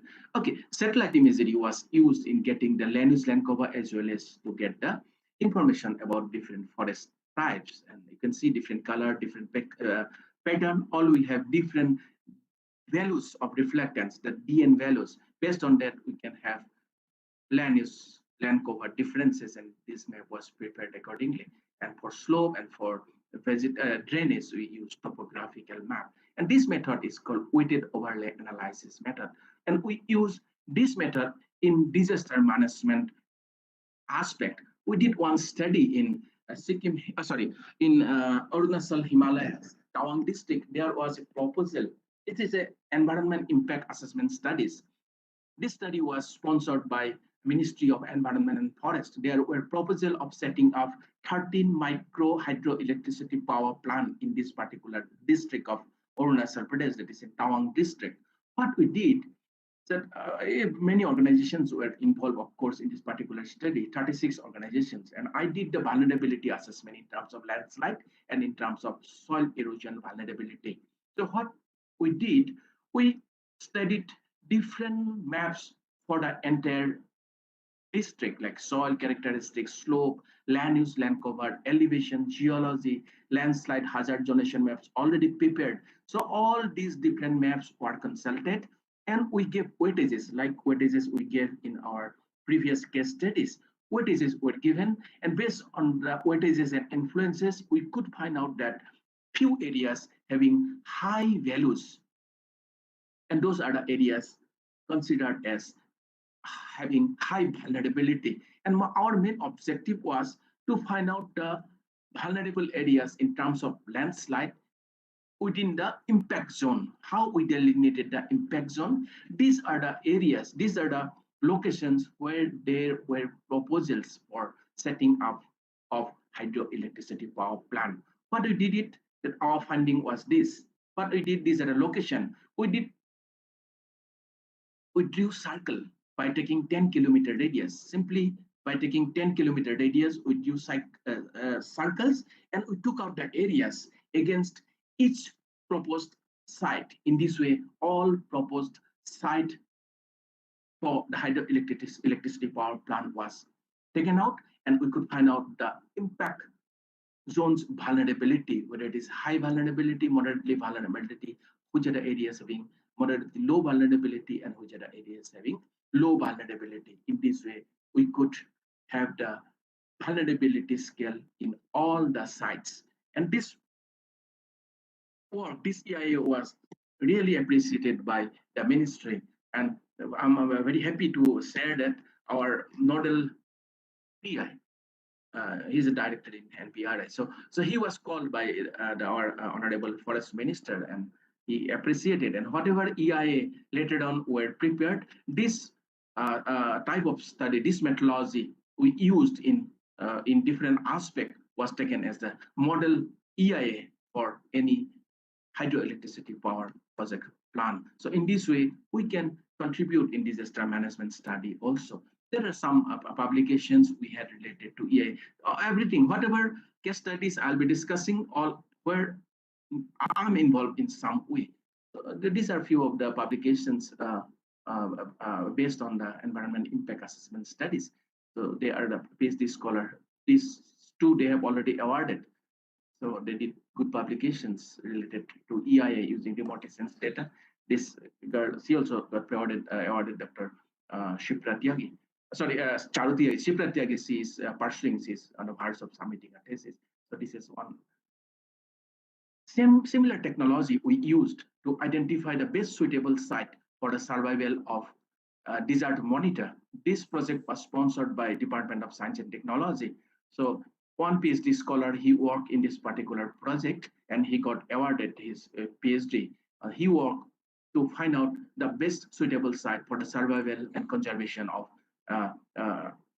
desert monitor in third desert of Rajasthan. And we studied different ecological aspect that helps in surviving this particular species. And based on our findings, we could find out areas which are best suitable for the survival of this type of endangered species. And these are a few publications. I'm not going to discuss much about all this. So these are a few publications came out in related to wildlife studies.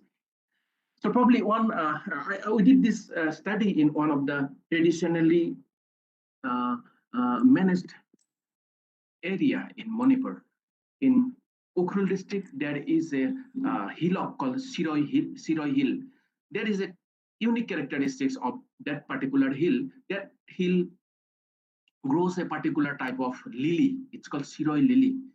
After many efforts, that particular lily cannot be grown outside that particular hillock. That Siroi lily is very, very much endemic to that particular hillock only. But after many efforts also, that hillock cannot, that lily cannot be grown anywhere.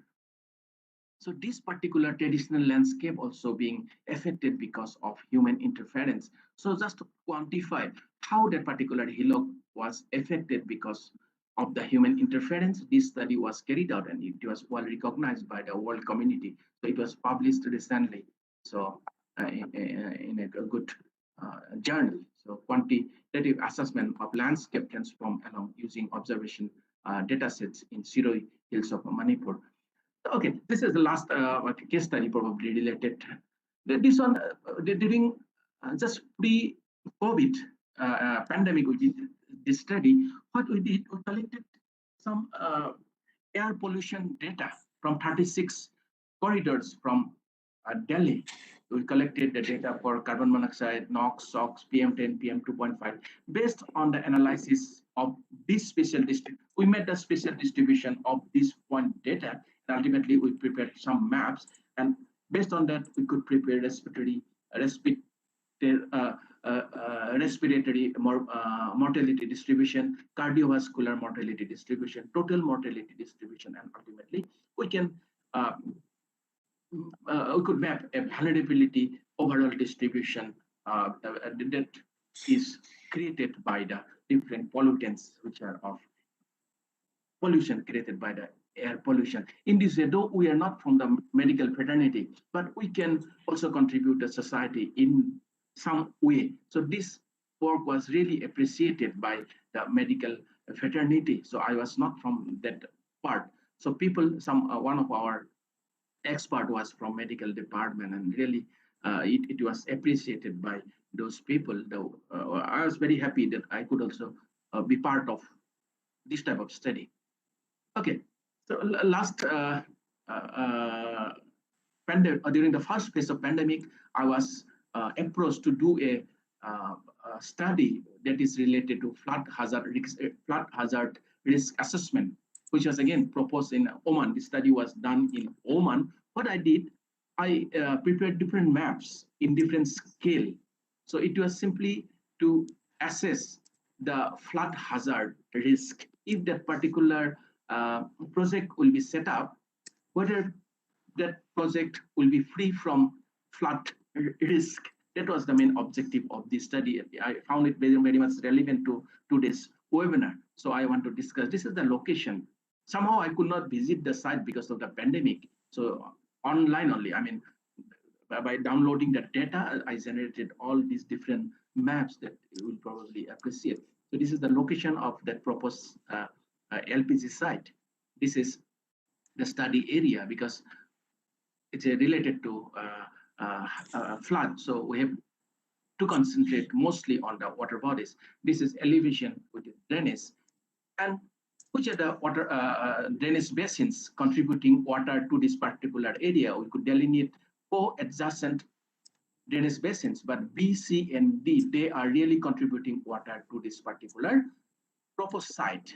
This is drainage basin. Then we could identify the hillside with drainage, then slope with drainage, then contour, then elevation with the drainage, then aspect, the direction, which direction the areas are facing. That's also related to the drainage, the flow direction of the waters, in which direction waters are following, what's the curvature of the land, it is shown with the water bodies.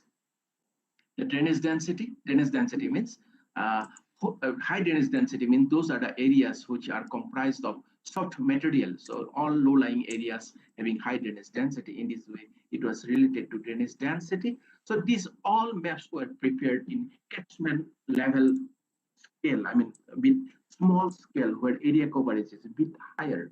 Then we did detailed study in the project site level. So this is 1 meter contour interval. This is 0.5 meter contour interval when we talk about the elevation of the particular area. And also we have the curvature and slope. So we'll know in which direction water, if it is stored, it will stagnant water or it will go out from the proposed site. That was the main objective of our study. So this is the slope. And again, in the higher scale, we'll know that water not going to be stagnant. All the waters after flood probably they will come out from the main proposed site to the bigger water bodies. So this is the flow direction, in which direction water will be going out. In this way, water will be going out if there will be flood scenario in that particular area. If you relate it with the elevation, and this is are the direction in which direction the water, flood water will come out from the project site. And this was our finding. Once that particular project is set up, then this particular project site is free from any type of stagnation of the water. So that project can be approved for setting up. So this was our finding, and it was really appreciated, and they had some review based on this. And I can say to you, probably the organizer, that then you can simply distribute it to the participants. Okay, so this is how we can contribute remotely sensed data. So all data are downloaded. Basically, D and digital elevation model data was downloaded in creating all these different maps, and river map, drainage map was prepared based on the Google Earth imagery. So on ongoing project we have, so we are, just now only just when Gupta sir was talking about the land uses, then I thought, why should not I put some work which are related to land use, which are getting affected because of the mining activities in Northeast. One project is going on right now where I'm also a PI. So to map in large scale for the coal mine areas of Northeast, there's a few things that I have to show you in Assam, which are how we have done it. These are all high resolution imagery, and we could map the coal mine areas. So in this way, it's in Meghalaya again, how we map all the mining areas. Yeah, in this way, this was done. And sometime a few years back, I did one study in North Karanpura where that, of course, that the mining is approved now last year. So that time there was discussion whether mining will be allowed or not. So what we did, we interpreted different years satellite imagery, and we could identify all these different type of land uses like degraded land, dense forest, mine area, non-forest, open forest, plantation, water body, and so on. In this way, for 1990, these were different land uses we had. And when we interpreted the imagery of 1990, we interpreted the imagery in 2000. This was the scenario. Another 5 minutes outtake. This is the scenario of 2010. This is the scenario of 2013. In this way, imagery of different time periods were interpreted. Then we could know during that particular decade, maybe from 90 to 2000, which are the areas changed because of this mining activities. So these are the areas where we could observe the changes from one type of land use to another type of land uses, that is during 1990 to 2000, 2000 to 2010. These are the areas where there were changes. And of course, with this very short duration of time, 2010 and 2013, very minimum changes occurred. Maybe some mine areas, they are converted into plantations, or mining to plantation. In this way, this study was carried out. So how we interpreted the imagery, this is 1990 imagery, freely downloadable. We downloaded the imagery. These are the mine areas where there were mining activities. So if you see this area, then areas under mining will increase in 2000. 1990, this was the scenario. In 1990, that expansion of mining areas happened. 2010, again, there were expansion of the mining areas. In this way, it is done. And again, we are environmentalists, so we are very much concerned. Again, probably we are aware that Central India is the home of Asiatic elephants. So if there will be mining, this part is already mined and there is no forest available in this part, South Karanpura. So environmentalists, they requested us, if there will be mining, just check where there is connectivity of forest. We call it corridors, forest corridor joining two big forest areas. That corridor is used for the wild animals to travel for food and other activities. So what we did, we took 20-kilometer radius from the boundary of the proposed coal mine site, and we could find that there are many connecting forests. There are many connecting forests, and these connecting forests are used by the wild elephant for their movement. And in this way, just we can contribute the society in terms of saving of environment as well as to reduce the disaster risk. See of the case studies. Hope I don't know. I could make you understand the subject, or I could. Thank you very much. It was real pleasure, and thank you, the organizer, for giving me this opportunity to share my little knowledge in this particular field. So thank you very much, Dr. Singh Saab, for giving me this opportunity. Thank you madam. so much, Thank you, sir, everybody. for enlightening our audience with your thought-provoking words that how technology is playing a vital role in disaster reduction. Sir has very beautifully explained that how we can use remote sensing data to develop tools and procedures for supporting risk reduction policies and emergency management for the safety of human life. Thank you so much, sir, for such a beautiful session. Pleasure, With madam. with this, I would like to open the session for questions from the audience. Participants can write their questions in the chat box. Sure, I'll be happy if I can uh, be able to reply some of the queries. I don't know, Gupta sir, I could make you, the audience, understand. I don't know. No, very, first of all, my compliments to you, Dr. Kiranmay Sharma. Actually, you spoke by heart because you are a person of this subject, and we know you almost 15 years. And, Thank you, sir. And, and this is very important thing because many times people say that how many times we discuss that okay, we need to take care of environment, but how to really understand. The remote sensing and GIS combination of both actually provides very efficient technical tool. And now in fact, 10 years before, GIS and remote sensing was something like limited to only few people. Now this is so popular, and after this QGIS, now you don't need to buy a license also, and many people are using it. And even our mobile systems, many of our Android systems are also using geospatial background. Geotagging is something very common. So this is a very the technology is being very commonly used, and any kind of environmental study. I think this is the fundamental requirement because scale, various geographical features. I think these are very important aspects, and you have nicely covered almost all the important topics. And I am sure that some of the participants may have some questions. In case there are some questions, then Yes, sir. There is. someone has asked that what is the difference between EMR and EMS? Okay. So you can, yeah. First of all, I seek apology. I took probably maximum so long time. I didn't realize that time was passing so fast. Then I just saw now it's almost 1 o'clock. So No.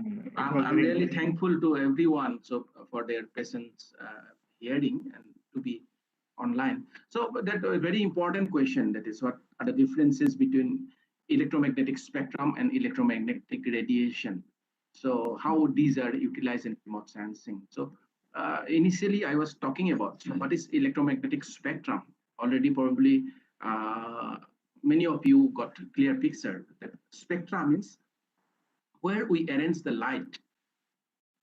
Light means electromagnetic radiation. Where electromagnetic radiations are arranged in a particular scale based on the wavelength. Electromagnetic radiation is the resultant of electric and the magnetic field, and light always travel in sinusoidal form, that you know it, in wave-like structure. As it is traveling in wave-like structure, they are having differences in their peak and trough. So if the longer wavelengths, we have also shorter wavelength, or longer wavelength, shorter wavelength, they are having their own characteristics. And where we arrange this electromagnetic radiation, which are traveling in wave-like structure, and where we arrange those light based on the wavelength, that we call as the electromagnetic spectrum, and the light we call as the electromagnetic radiation. And how these are utilized in remote sensing?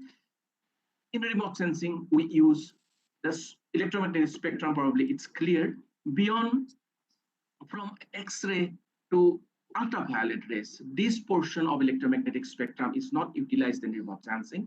It starts from visible to microwave. Visible portion to get anything. If we use this band, we can see the resources available. But some of the phenomena which are differences in temperature maybe, that can be acquired with the help of the band used, that is thermal band, that is under infrared, near infrared, mid infrared, and the thermal infrared. That can be utilized for those type of phenomena identification. And longest wavelength, the radar, SAR data we are talking about, to flood mapping. So those type of imagery which are taken using the longest portion of electromagnetic spectrum, that is microwave portion of electromagnetic spectrum. And for flood study, particularly for Indian context, because flood we get because of the monsoonal or moisture bearing cloud contribution. So to come up with this type of obstacle, this microwave remote sensing is widely utilized because its capability to penetrate through cloud and penetrate through any unwanted substances. In this way, this electromagnetic spectrum and electromagnetic radiation, they are helping in remote sensing study. Very important, very interesting question I got it. For the first time, probably I'm getting this question from the audience. Thank you. Sir, there is one question. Sir. It is from Manas Kumar Senapati. How can remote sensing help to reduce the disaster? Yeah, How can? Yeah. Yeah, please. I Sir, go ahead. have already covered in few of the, of course, I again seek apology because I took it very wide spectra. I could only concentrate on disaster anyway. So in what way? We know that we have different stages in disaster management studies. Sir Gupta can explain you in a very beautiful way. Anyway, there are different stages: pre-disaster, prevention, preparedness, during the event, post-disaster. So these are the different stages involved in any disaster management studies. Remote sensing really can help in all stages of different disaster management studies. We should not, don't think that only during the disaster we have to study this technology. No. During preparedness, let's suppose, preparedness test, let's talk about the earthquake. We know Delhi, if we are in Delhi, Senapati, we know that Delhi falls in earthquake hazard zonation 4. So entire country is grouped in different earthquake zone, like entire Trans-Himalayan region, all are falling under zone number 5, zone number 4, zone number 3, and zone number 2. So these maps are already prepared. This is called seismic hazard zonation mapping. This already available. So these maps are prepared in the preparedness stage, prevention stage of the disaster management. And remotely sensed data really can help us when we talk about the earthquake hazard zonation map. We know where earthquake occurs. Earthquake occurs along the plate boundaries. If we can map the active plate boundaries or the separating line between two big rock masses that we call lineaments or fractures. These lineaments and fractures can be easily identified even in the moderate spatial resolution imagery. So beforehand, we can map all the areas which are having potentiality of occurrence of a earthquake like disaster like earthquake. So based on that, we can prepare beforehand that these are the areas which are vulnerable in terms of earthquake. So preparedness to see. When we talk about the flood, again, we know DEM, digital elevation model. If we have two maps, one is digital elevation model, another is land use land cover map, suppose we have. If we superimpose digital elevation map top of the land use land cover map, then we will know how much area is located in the low-lying areas, how much area is located in the slope area, how much area in the plateau area. In that way, we can identify beforehand there is no rainfall, but we will know these are the areas where there are 50 households, where there are this many hectares of land, which are located in the lowest elevated areas. And if there will be minimum intensity of rainfall, then these are the areas which are going to be affected first because of the uh, uh, accumulation of rainwater. Beforehand, we have those information. So these all come under the preparedness stage. Beforehand, we are prepared. If this much intensity of rainfall will come, if this magnitude earthquake would come, which are the buildings going to be affected first? 5 magnitude earthquake. These all Adobe buildings that we have already identified with the help of remotely sensed data. Those are the vulnerable buildings going to be affected if there will be 5 magnitude or more than 5 magnitude earthquake occurs in that particular area. In this way, beforehand, everything can be the one stage. What about the preparedness stage? Preparedness means we have to be aware. Cyclone is generated in Bay of Bengal. After 48 hours, after 72 hours, this cyclone Yas will hit the Bay of Bengal. So this time duration, initiation of a cyclone and the heat of the cyclone in the coast, preparedness, people will be prepared. People are warned, informed in a big way so that property and life could be saved and some of the properties could be saved. Important, valuable properties could be saved because of that preparedness we had. So though it is a very short onset preparation of 2-3 days, that sufficient to save the life and property of the people. This is during the preparedness stage. One example I have just cited is the remote sensing with high temporal resolution can help us in getting after how many hours, after how many days that phenomena will affect the people living in coastal region. What about during the disasters? But how we can map the flood inundated areas, this much area is inundated. Remote sensing imagery again can contribute in this way. And in the post-disaster stages, relief and rescue, damage assessment, rehabilitation, these all come under the post-disaster event. So during disaster, again, suppose there is an earthquake, there are many people who got affected, who got injured because of the collapse of a building. There are fire. So if we have, I was talking about the footprint map. Those maps are already prepared using high resolution imagery. We know which are the buildings can be used during the emergency situation like disaster, like hospitals, fire brigade, police station. These are the essential services can be utilized. This GIS really can help us. We will put a query. I want the buildings which are of fire brigade, and all fire brigades nearby will be highlighted. Then again, we have the road map. Then we'll know to reach the fire brigade or fire brigade people to reach the incident, which road to be followed to be there at the shortest period of time. These days, Uber, Ola, every time we are tracking the roads. So in this way, during the disaster, this can be utilized. What about post-disaster? Again, damage assessment, fine. How much area are damaged? If we have an imagery of post-disaster, then we'll know how much buildings are damaged, how much buildings are partly damaged, or which are building completely free from damage. So all these different type of information, we can have it if we have a post-disaster imagery with high resolution. How it can help in reconstruction phase. I was involved in one of the studies in Colombia earthquake. So of course it was long back. Then somehow that analysis part I was there when I was in my institute. So what we did, we interpreted an imagery of the post-disaster. Then we could map all the areas where there are buildings without any uh, interference, without any breakage, or they are still intact.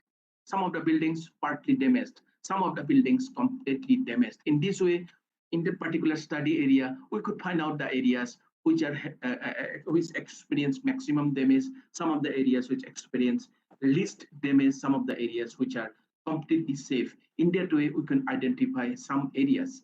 Then again, what we did, we relate with the NCLED data, like geology map. We have geology map for the entire globe. So we use the geology map of that particular area. Our finding, we could get it. These are the maximum damaged area. These are partly damaged. These are the safe area. In this way, we could identify. Then we link. Then we superimpose the geology map of our result. Then what we found, that maximum damage occurred where there were existence or presence of lineaments. Lineaments means break in the soil, because break in the rock, because earthquake occurs where there is lineaments or breakage in the rock. So what we found, that damage, maximum damage area are in and around where there are existence of lineaments. Normally what we do, once buildings are completely damaged or demolished, what we do, we construct the building in that particular area. But our findings suggested that we should not go for reconstruction or rehabilitation of the people in that area where there were maximum damage, because if something happened in coming years, then again, if we construct the buildings, these buildings will be affected more again. So what we suggested some areas which are located away from the lineaments or away from the fractures of the soil, of the rock, so that once buildings are constructed, means those buildings will be comparatively safe than the buildings which could have been constructed in the areas near the lineaments. So in this way, in different phases of disaster management, remote sensing imagery, remote sensing technology really can help with the help of GIS. So in this way, it contributes. Thank you. I don't know if you could get it or not, but these are the things. If you permit, we have one more question. Please, I'll be happy if. This question is from Aditi Sharma. How this remote sensing can be used to find human-wildlife interference and hotspots for human-wildlife conflict? Very nice, very good. In fact, I'm involved in recently, last week only, I published one paper on human-elephant conflict. Two papers recently. One was done in Kaziranga. In last 1 month, we published two work. Both are on human-elephant conflict. The paper I was showing, that one was in Sariska, which was published in, that it was, of course, carbon sequestration leads to human-elephant conflict. It was published in, what's the journal? Inner production, probably, Gupta sir, you know, it's a very high impact journal. One was published in Springer, where that leopard human conflict in Aravalli was done. What we did, how remote, okay, question is how remote sensing can help in getting the information about the human-elephant conflict. First of all, we have to identify if we have record of human-elephant conflict, so we have to know why it's happening. It's a very common thing that because we are destroying their habitat. It's a very common thing. How we are destroying it. I was showing some imagery, which was, of course, it was different. It was to know the impact of mining, how land uses are changing. If we have the imagery of 1970, if we have imagery of 1980, 90, 2000, 2010, and 2020, if we know the status of the forest, and this forest was were utilized by the wildlife for their survival. Because of this, again, this human interference, we are destroying their habitat. Because of the destruction of the habitat, they definitely having scarcity in their food. As a result of that, they come out from their habitat. And if we talk about elephant, they will go and eat the food we prepare for ourselves, this paddy. They will destroy the paddy field and they will eat the paddy and they will go back to their original habitat. In this way, if my property is damaged by someone, maybe it's wildlife or whoever it is, definitely I will be anguished for that. I'll against for that. And again, there will be conflict. And as a result of that, this have been increasing. How we can do it? By interpreting the status of their habitat from 1970 to 2000, how they are reducing. And this type of study really can help us. And also, these are temporal analysis. Also, we can go for some spatial analysis. I mean, which are the areas in a particular 2000 imagery. We can know which are the areas only confined to those elephants. Recently, some around 18, 20 elephants were died in Assam, one of the hills in Assam. So it is very unfortunate. They said it's a natural cause of lightning, but still there is controversy. So these elephant-man conflicts are on, and we have to be very, very careful in saving this type of incidents. And we know that area under agriculture is tremendously increased in last few decades, and these all are the result of in return from the natural forest. So we destroyed the natural forest, which is a home to these wild elephants, and we have converted into paddy field or agricultural field. Definitely those animals will come and people will be angry. In between there will be conflict, and this human elephant conflicts will be increasing. Thank you, sir. It's a real pleasure. Thank you very much. Acha laga.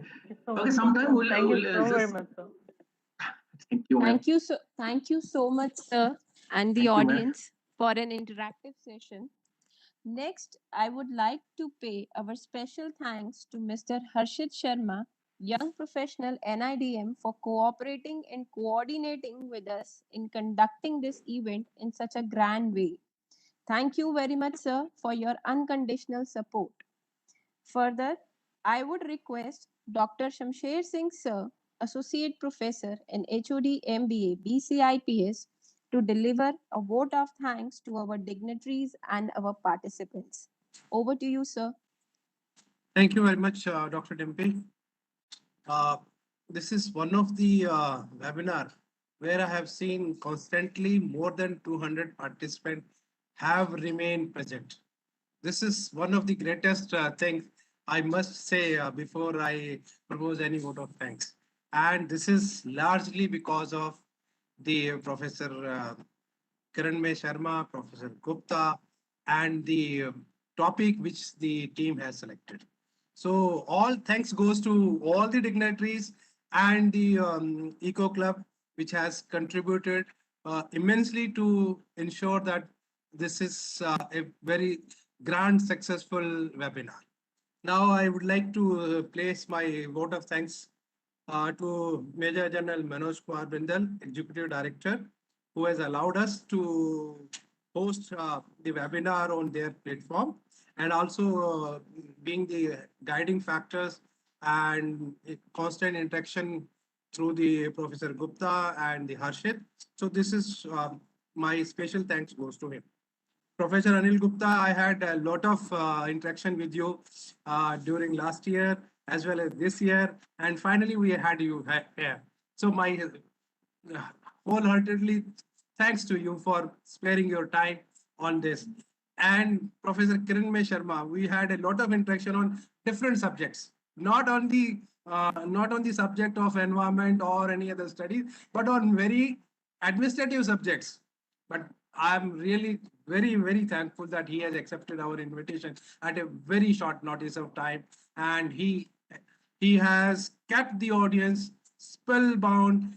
All were there, and you can see the kind of question they have put it. This is really very, very tremendous. My thanks goes to you, sir. Thank you very much, sir. And our director, she has been constantly putting us to do more and more. And we had been following this. And the team has understood what is required from us. And that's what is the result of this webinar. Thank you very much, ma'am. And I would also thank Harshit on each and every small, minute points. He was with me during the whole 2-3 weeks, which we had been doing an interaction with each other. And for every issue, there is a solution with the Harshit. So Harshit, your coordinating effort is tremendous. I must praise my words and give you a lot of emphasis, and I hope you have a very bright future. And I wish you all the good for that. And my team, let me come to my team. Thank you very much, sir. Thank you. Thank you. My team, Bhuvneshwari, Dimpy, Priyanka, and students who has helped us in getting a lot of things. My all heartfelt thanks to my team. And without that team, the event would not have been successful. So I would also thank my fellow colleagues at BCIPS who had been instrumental in getting us a number of participants, as well as helping us in various issues as and when we required it. So my thanks goes to the whole team of BCIPS and special thanks to Eco Club. Thank you very much, everyone. It was a pleasure having you all here. And I hope we'll have many more interaction with Professor Sharma as well as Professor Gupta.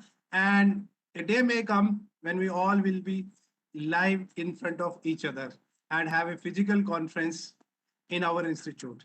So that is my wish. And I hope this will come soon and this pandemic will go away so that we can have again face-to-face interaction. Thank you very much, everyone. Thank you.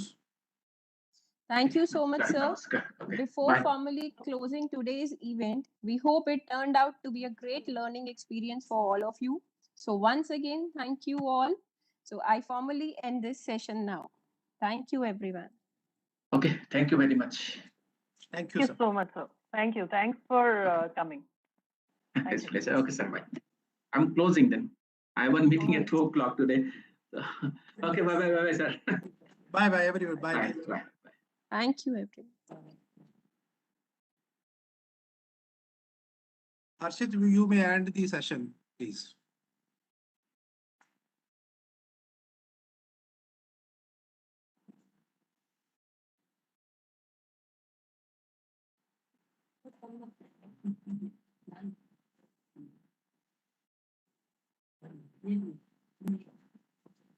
All participants can leave the session. The session is over. Harshit, may I request you to stop the session?